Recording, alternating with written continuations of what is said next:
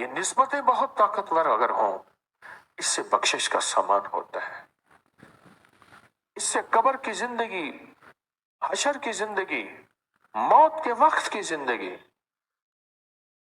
अगर निस्बतें मजबूत हों और उन निस्बतों की लाज रख के फिर चलता रहे और उन निस्बतों की कदरदानी करके चलता रहे, ये निस्बतें कब्र में बहुत काम आती हैं, मौत में बहुत काम आती हैं, आखिरत में बहुत काम आती हैं।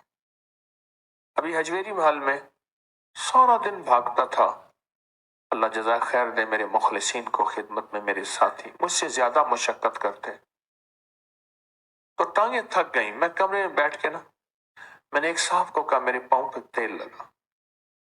उम्मी आदत नहीं है, खुद लगा लेता हूँ। बेटे मुखलिस हैं, वो बेचारे रोज आते हैं कि आपको तेल लगाएं, लगाते हैं। कोशिश करता हूँ कि खुद लगाऊं। मैं उसके तेल की मालिश, तो मुझे हालात बता रहा था। अजब हालात बताए। और क्या बताऊं, मेरे गम का किस्सा तवील है। उसके हालात जो मैंने सुने ना, मैं रातों को उठ के रोया। मैं तो कौन वांगों कुरलाऊं। कहने लगे मेरे परदादा के 60 मुरब्बे थे। परदादा के 60 मुरब्बे थे। और परदादा का जो वालिद था, उसका एक ही बेटा था और एक ही बेटी थी। परदादा का जो वालिद था, उसका एक ही बेटा था और एक ही बेटी थी। बेटी उसने पक्कीवास कहते हैं, खाना बदोशों को बेच दी।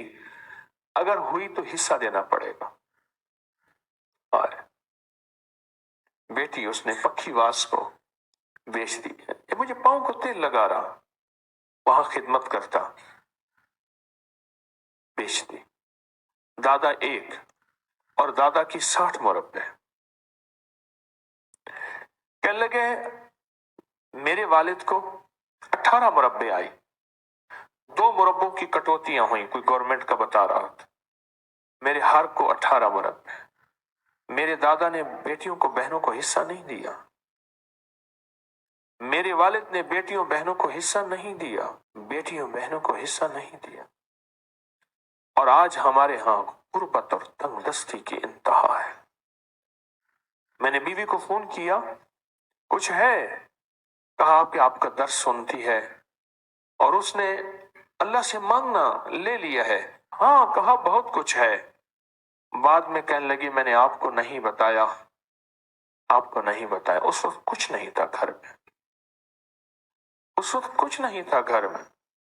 बाजरे का आटा पड़ा था, पानी में घोल के बच्चों को पिला दिया, बच्चों आज खा के सो जाओ, आज घर में कुछ नहीं है। ये चंद माह पहले की बात है, कोई सदियों पहले की बात नहीं है, चंद हफ्तों पहले की बात है। और